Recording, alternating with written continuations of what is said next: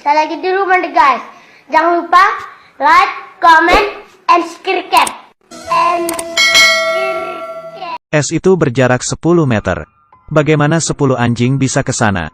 Hanya bisa bergantung pada anjing pemimpin ini. Seppala mengambil dan melemparnya. Togo sampai di seberang. Ia menarik es itu. Dan berusaha. Seppala berteriak semakin kencang. Meluruskan tali. Tapi masih ada Leon dan 10 anjing lain di es. Terlalu sulit. Ini adalah kekuatan penuhnya. Berusaha maju ke depan. Semua anjing mengonggong. Seperti sedang menyemangati Togo. Es sudah mulai dekat dengan daratan. Kali ini semua anjing melompat. Togo si anjing pemimpin ini adalah kisah nyata. Tapi sebulan kemudian, anjing ini sembuh dan penuh energi. Dan agak sedikit nakal. Tidak mendengar perintah Seppala. Ia tidak mau diam di kandang. Suka membuat lubang. Anjing lain harus diajari. Seppala sangat marah. Jika kamu tertangkap, habislah kamu. Keesokan harinya ia membawa batu ke kandang. Aku tahu caramu kabur. Kemudian ia sudah tidak bisa kabur. Tapi jika ini tidak berhasil masih ada cara lainnya. Setelah 7 kali percobaan ia berhasil kabur lagi. Dan merangkak keluar. Seppala menguncinya di bengkel karena kesal. Barulah akhirnya ia bisa tenang. Ia melihat sekitar. Melihat lubang di jendela. Dan mendapatkan ide baru. Berencana kabur dari bengkel. Melalui jendela. Ia memanjat dan melompat dengan lincah. Berhasil kabur lagi. Seringkali tidak patuh. Membuat Seppala murka. Dia pun memberikan anjing itu ke orang lain. Tapi pemilik barunya menyuruhnya diam. Siapa tahu anjing itu bisa kabur. Kemudian ia bertambah berat sekian kilogram. Tidak ada yang tahu sekuat apa dirinya. Lari ke gunung dan hutan. Mendengar suara yang familiar. Ia melihat. Ternyata si anjing. Seppala akhirnya mengalah. Ia membawa si anjing. Tapi anjing ini menolak. Dan malah melompat ke depan. Untuk jadi anjing pemimpin. Kamu bercanda. Seppala membawanya ke barisan belakang. Di sebelah anjing terbesar. Tapi anjing itu memainkan perannya. Seppala terkejut. Anjing ini mampu berlari sangat jauh. Sangat salah jika ditaruh di belakang. Seharusnya ia berada di depan. Kemudian ia dipindah ke depan. Ketika mereka pulang, istri Seppala melihat si anjing berada di barisan depan. Menjadi pemimpin. Si anjing yang dulu sakit, yang tidak disukai Seppala, akhirnya membuktikan kekuatannya. Seppala memberitahu istrinya dengan gembira. Dia bukanlah anjing seluncur tapi anjing pemimpin. Ia menatap. Ia pun menamai anjing itu Togo. Semenjak itu Togo selalu berada di depan. Mengikuti kompetisi. Tapi cobaan terberat adalah ketika Togo berusia 12 tahun. Itu adalah umur yang termasuk tua untuk anjing. Penyakit difteri mewabah kota Seppala tahun ini. Anak-anak banyak yang terinfeksi. Obatnya berada di kota berjarak 400 mil dari kota Seppala. Musim dingin akan datang. Dan akan ada badai salju. Pesawat tidak bisa melintas. Kali ini sangat berbahaya. Mereka harus mengambil obat menggunakan seluncur yang ditarik anjing. Melewati 400 mil. Tugas ini sangatlah sulit. Karena mengancam nyawa. Istrinya melarang Seppala untuk membawa Togo. Dia sudah terlalu tua. Tapi Seppala berkata, jika aku tidak membawa Togo, aku bisa saja tidak kembali. Sebelum pagi hari, Seppala akan berangkat. Istrinya mengantarnya pergi. Ia menghampiri Togo. Berkata sambil melihatnya. Kamu harus membawanya kembali, oke? Dan kamu juga harus kembali kepadaku. Semua orang di kota mengantar mereka. Tampak khawatir. Menunggu. Berharap. Ini adalah perjalanan si pahlawan. Meninggalkan kota menerjang badai salju. Badai salju berada di depan. Awan salju dan angin dingin. Togo tidak menunggu dan tidak ragu. Kemudian menerjang badai itu pertama kali. Pertama mereka harus melewati gunung dengan kemiringan 60 derajat. Diterpa angin. Tapi mereka sampai ke puncak. Kemudian ada lembah yang curam. Berlari menuju ke bawah. Mengarah ke tujuan mereka. Angin salju mengenai mata Seppala. Tidak bisa melihat jurang di depannya. Tapi tidak sia-sia membawa Togo. Ia dapat mengendalikan keadaan. Membetulkan seluncur dengan kapak. Tapi terlambat. Ia langsung terjatuh. Semakin cepat dan cepat. Pada saat terakhir, Sepala menancapkan kapak ke tanah. Mereka terhenti, kurang dari semeter di depan mulut jurang. Sepala berteriak agar Togo lari ke atas. Togo dengan hati-hati mundur. Kakinya licin tapi ia mendapat perintah. Membalikkan badan dan pergi ke atas. Anjing sisanya menunggu. Togo akan memanjat naik, dan ia harus memanjat dengan anjing lainnya. Timnya mulai mendaki perlahan. Tapi mereka tidak berhenti. Akhirnya bekerja. Membuat Sepala senang. Tapi melihat kaki Togo yang terluka, ia khawatir. Tidak ada waktu yang tersisa bagi mereka. Sepala memutuskan melewati permukaan es laut bering. Ini dapat menghemat banyak waktu. Tempat ini sangat dingin.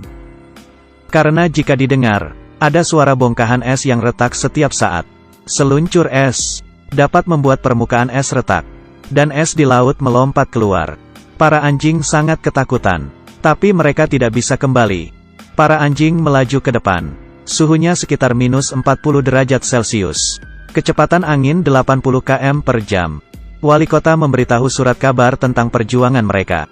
Berlomba dengan waktu. Membuat orang terkejut. Mereka khawatir apakah obat difteri itu bisa diambil tepat waktu. Dan apakah mereka bisa selamat. Mendapat ide dari masyarakat. Mereka berencana menggunakan sistem estafet seluncur. Membantu Sepala. Tapi mereka tidak menyangka. Sepala akan menyeberangi selat lautan.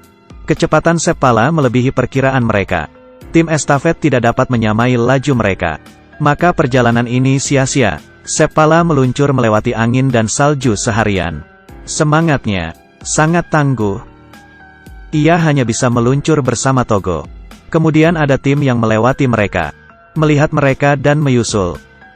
Berteriak, obatnya ada padaku.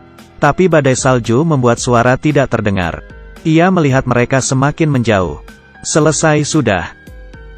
Menunggu itu siapa? Tapi ia kembali. Obat penyelamat itu diserahkan kepada Sepala. Keesokan harinya, Sepala mengambil jalur yang sama. Melalui selat, kapten berkata padanya agar tidak melakukannya. Tapi ia tidak mendengar. Perjalanan kali ini lebih berbahaya daripada sebelumnya. Retakan pada permukaan es sangat terlihat. Togo berlari seperti angin. Tapi semakin cepat mereka berlari, es semakin cepat retak. Tidak lama permukaan es sudah hancur. Dan ombak mulai mengangkat retakan es itu. Es yang licin. Anjing-anjing itu berdiri dengan tidak seimbang. Masih berlari. Sepala melihat. Sebongkah es jatuh, membuat ombak besar. Jangan melihat ke belakang, dan berlari.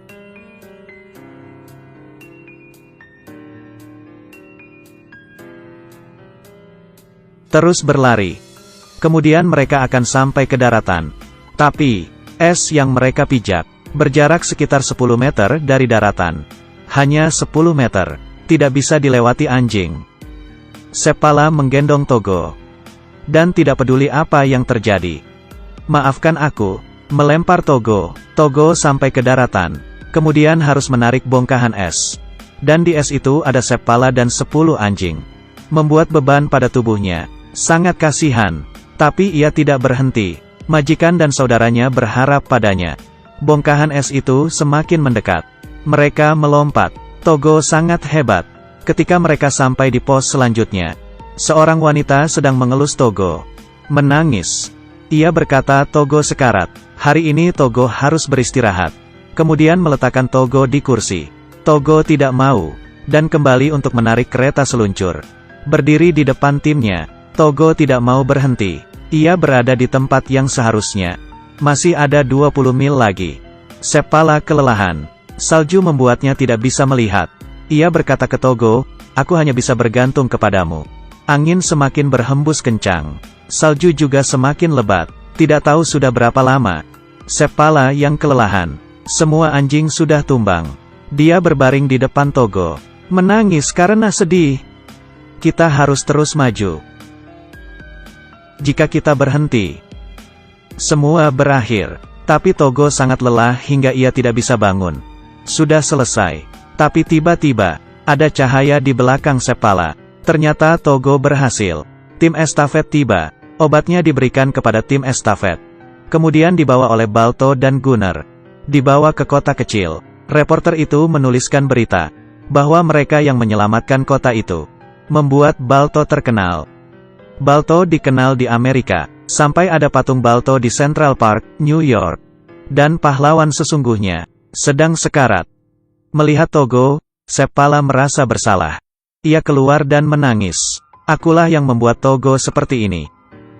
Aku tidak bisa memaafkan diri sendiri. Seppala akan keluar untuk beberapa hari. Ia tidak bisa membiarkan Togo bekerja lagi. Seperti saat kecil, Togo selalu bisa mencari Seppala dan keluar rumah, lari dengan cepat menghampiri Seppala. Walau kakinya terluka, tapi ia tidak bisa berlari selamanya. Seppala mendengar suara yang akrab.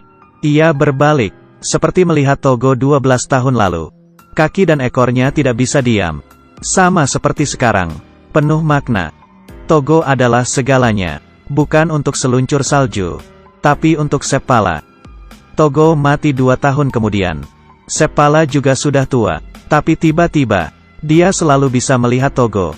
Ini adalah cerita nyata. Difteri mewabah di Alaska pada tahun 1925. 20 tim berpartisipasi untuk estafet obat. 19 tim melewati 50 km. Tapi ada tim yang lari sejauh 425 km. Ia adalah tim Togo. Ceritanya sudah terkenang selama 86 tahun. Seperti pada tahun 2011.